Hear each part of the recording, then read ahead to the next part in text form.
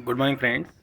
आज हम लोग ईवीएस की पहली क्लास शुरू करेंगे और ईवीएस की पहली क्लास में आज हम मोस्ट इम्पॉर्टेंट 30 क्वेश्चंस की बात करेंगे। हर एक टॉपिक को हम लेकर चलेंगे। केवल 5 मिनट या 10 मिनट की ये वीडियो रहेगी जिसमें हम आपको most important 30 question solar system topic से जो आज तक आप पढ़ते आए हैं, जो आज तक आप याद करते आए हैं, उनसे कुछ अलग और सारे के सारे मोस्ट इम्पॉर्टेंट क्वेश्चंस हैं, वन लाइनर क्वेश्चंस हैं जो आपको कहीं ना कहीं ईवीएस में लिए बहुत मदद करेंगे। तो चलिए शुरू करते हैं। सबसे पहले आप चैनल को लाइक और सब्सक्राइब जरूर कर दें, ठीक है, क्योंकि आपका ही अपना चैनल है जो आपके लिए मेहनत कर रहा है। और हम most important 30 question solar system की बात कर रहे हैं only on it's your turn, आपका चैनल, ठीक है। और पर्यावरण के सौरमंडल से हम पहले क्वेश्चंस की बात करते हैं। तो ये सूर्य का धरातल कहलाता है। तो जो हमारा सूर्य है, इसका जो धरातल है उसे प्रकाश मंडल यानी फोटोस्फीयर के नाम से जाना जाता है। ये आपको बहुत ज़रूरी है याद रखना, इंपॉर्टेंट क्वेश्चन है। सूर्य का धरातल, प्रकाश मंडल। सूर्य की जो सबसे बाहरी परत है उसको किस नाम से जाना जाता है? तो सूर्य की सबसे बाहरी परत किरीट या कोरोना नाम से जानी जाती है। सूर्य की सबसे बाहरी परत, जो हमें सूर्य को देखने पर हमें जो परत दिखाई देती है वही उसकी सबसे बाहरी परत होती है, जिसे किरीट या कोरोना नाम से जानते हैं। अगला है सूर्य पर उपस्थित वायुमंडल। सूर्य पर भी एक वायुमंडल है और वो वायुमंडल किस नाम से जाना जाता है? क्रोमोस्फीयर नाम से। किस नाम से जाना जाता है? क्रोमोस्फीयर। सूर्य पर उपस्थित वायुमंडल क्रोमोस्फीयर। अगला प्रश्न है सूर्य के सबसे नज़दीक और सबसे छोटा ग्रह। बहुत आसान क्वेश्चन है लेकिन कई बार आया यूपी टेट में। सूर्य के सबसे नज़दीक और सबसे छोटा ग्रह, तो वो ग्रह है बुध। अगर हम पास होने के क्रम से देखें तो बुध सबसे पहले आता है सूर्य के नज़दीक। बुध के कुल उपग्रह कितने हैं? तो बुध के कुल उपग्रह हैं 0। बुध का कोई भी उपग्रह नहीं है। बुध से कई प्रश्न बनते हैं क्योंकि बुध में कई ऐसी खास बातें हैं जो आपके टेट के क्वेश्चंस बनती हैं। जैसे बुध के कितने उपग्रह हैं? तो बुध का कोई भी उपग्रह नहीं है। और जो भी बुध से इंपॉर्टेंट क्वेश्चन है वो आपको आगे मिलते रहेंगे। अगला प्रश्न है आपका, बुध द्वारा सूर्य की परिक्रमा में लगा समय।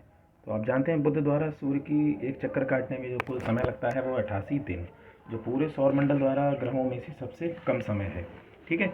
सबसे कम समय में सूर्य का चक्कर बुध लगाता है 88 दिन में। अगला है भोर व सांझ का तारा और पृथ्वी की जुड़वा बहन हम किसे कहते हैं, ठीक है। तो प्रश्न इंपॉर्टेंट है, भोर व सांझ का तारा। तो भोर व सांझ का तारा कहते हैं शुक्र ग्रह को और पृथ्वी की जुड़वा बहन भी कहते हैं शुक्र ग्रह को। ऐसा क्यों है? तो भोर व सांझ का तारा और जुड़वा बहन इसीलिए कहते हैं क्योंकि इसकी साइज और मास भी बिल्कुल पृथ्वी के समान है, इसीलिए इसे भोर व सांझ का तारा कहते हैं। पृथ्वी की जुड़वा बहन कहते हैं। भोर व सांझ का तारा इसलिए कहते हैं क्योंकि ये सुबह में पूरब, शाम में पश्चिम में चमकता हुआ दिखाई देता है, इसीलिए भोर और सांझ का तारा कहते हैं, ठीक, ध्यान रखेंगे। अगला प्रश्न है हरा ग्रह किसे कहते हैं? तो आप जानते हैं हरा ग्रह हमारे अरुण ग्रह को कहा जाता है क्योंकि वहाँ सघन वायुमंडल है और मीथेन गैस की प्रधानता है, इसीलिए इसे हरा ग्रह के नाम से जाना जाता है। मोस्ट इंपॉर्टेंट क्वेश्चन है। प्रश्न नंबर 9 है लाल ग्रह और लाल धब्बे वाला ग्रह, दोनों अलग अलग बातें हैं। आप जानते हैं लाल ग्रह मंगल को कहा जाता है जबकि लाल धब्बे वाला ग्रह बृहस्पति को। ध्यान रखिएगा, लाल ग्रह मंगल है और लाल धब्बे वाला ग्रह कहा जाएगा बृहस्पति को। विशाल लाल धब्बे वाला ग्रह, ठीक। सबसे बड़ा ग्रह ये आप जानते होंगे बृहस्पति को कहा जाता है, ठीक। अगला प्रश्न है आपका, एकमात्र ग्रह जहाँ जीवन की संभावना है, तो वह ग्रह होगा मंगल, ठीक है। हमारी पृथ्वी पर जीवन मौजूद है लेकिन इसके अलावा भी ऐसा ग्रह जहाँ जीवन की संभावना देखी गई है तो वो होगा आपका मंगल ग्रह। पृथ्वी पर तो जीवन मौजूद है ही, इसके अलावा जहाँ जीवन की संभावना दिख रही है वह मंगल है। आप सभी पढ़ते होंगे जगह जगह। सूर्य की परिक्रमा करने में सर्वाधिक समय लेने वाला ग्रह तो हमारा जो वरुण ग्रह है, जो सूर्य से सबसे ज़्यादा दूरी पर भी स्थित है, वह उसकी परिक्रमा में लगभग 164 वर्ष लगाता है, इसलिए यह सूर्य की परिक्रमा में सर्वाधिक समय लेता है।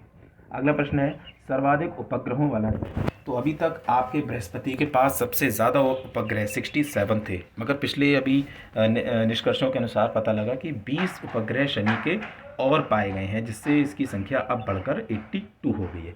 तो आप ध्यान रखेंगे, लेटेस्ट है, ये पूछा जा सकता है।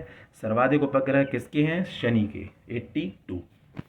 सबसे ठंडा ग्रह, तो सूर्य से सबसे अधिक दूरी पर होने के कारण वरुण हमारा सबसे ठंडा ग्रह है। वही प्रश्न है सूर्य से सबसे दूर ग्रह, तो सूर्य से सबसे दूर ग्रह है हमारा वरुण।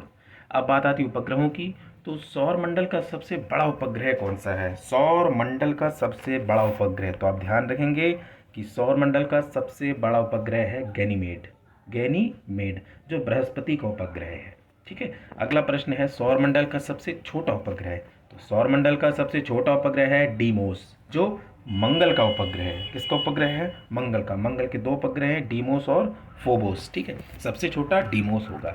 अगला प्रश्न है आपका, शनि का सबसे बड़ा उपग्रह। तो शनि के कुल अभी हमने पढ़े थे 82 उपग्रह हैं, जिसमें सबसे बड़ा उपग्रह टाइटन है। कौन सा है? टाइटन। और हाँ, फ्री की ज्ञान देता हूँ, टाइटन के बारे में एक खास बात और है।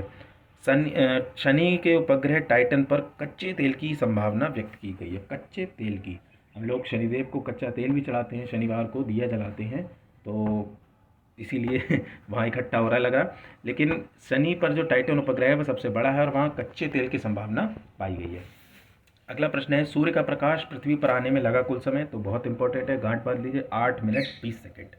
अगला प्रश्न है, क्षुद्र ग्रह किन ग्रहों के मध्य स्थित होते हैं? तो हमारे जो क्षुद्र ग्रह होते हैं, जो है विस्फोट के बाद बनते हैं, तो ऐसे हमारे क्षुद्र ग्रह मंगल और बृहस्पति के बीच स्थित रहती है। ध्यान रखिएगा, मंगल और बृहस्पति के बीच स्थित रहते हैं हमारे सारे क्षुद्र ग्रह। ठीक है।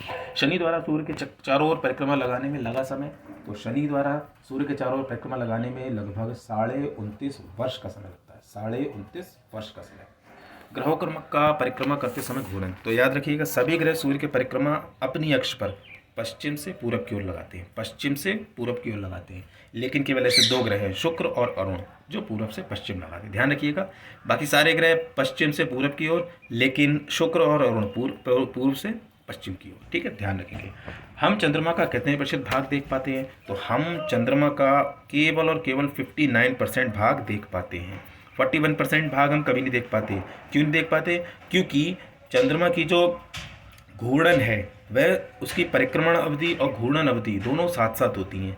जब वह परिक्रमण करता है, चक्कर लगा जाता है, तो साथ साथ वह जितना चक्कर लगाता है उतना ही वह घूम जाता है। यानी जब उसका दूसरा पार्ट हमारे सामने आना चाहिए, उस समय वो फिर घूम जाता है, तो फिर वही पार्ट हमारे सामने दिखाई देता है। इसलिए हम केवल चंद्रमा का 59% भाग ही देख पाते हैं, 41% भाग नहीं देख पाते। चंद्रमा के प्रकाश को पृथ्वी तक आने में लगा समय, बहुत ही आसान क्वेश्चन है, 1.3 सेकेंड। याद रखिएगा। मंगल के कितने उपग्रह हैं? पिछले क्वेश्चन में मैंने बताया था 2, डीमोस और फोबोस। डीमोस और फोबोस, जिसमें से डीमोस आपका सबसे कैसा उपग्रह है? याद रखिएगा, सबसे स्मॉलेस्ट उपग्रह है। ठीक है। सर्वाधिक तापांतर वाला ग्रह तो वो रहेगा आपका बुध। क्यों? क्योंकि सूर्य के सबसे नज़दीक होने के कारण यहाँ तापांतर सबसे ज़्यादा होता है। सुबह में ये ताप लगभग 300 प्लस पहुँचता है और रात्रि में ये ताप -170 से ज़्यादा पहुँचता है। ठीक है, तो इसीलिए सबसे तापांतर वाला ग्रह बुध होगा। अगला है सर्वाधिक चमकीला ग्रह, तो वो हमारा डॉग स्टार है। इसको एक और नाम से जाना जाता है, वो मुझे भी याद नहीं आ रहा, लेकिन आप ध्यान रखिए, सर्वाधिक चमकीला तारा, माफ करिए ग्रह बोल गया, सर्वाधिक चमकीला तारा डॉग स्टार। 28वां क्वेश्चन है, वलय यानी जो रिंग युक्त ग्रह होता है वो कौन सा होता है? तो वलय यानी रिंग युक्त ग्रह होगा आपका शनि। ध्यान रखिएगा। और आखिरी का जो क्वेश्चन, ग्रह किसी पिंड द्वारा होने के लिए क्या मापक है? तो कोई पिंड ग्रह तब कहलाएगा जब ये 3 मापन को पूरा कर लेगा। यह अंतर्राष्ट्रीय खगोल विद्यों की जब एक बैठक हुई थी 2006 में, तब ये निर्धारित हुआ था कि उस पर स्वयं का प्रकाश नहीं होना चाहिए, सूर्य के चारों ओर वह चक्कर लगाना चाहिए और एक ग्रह दूसरे ग्रह की कक्षा को काटना नहीं चाहिए।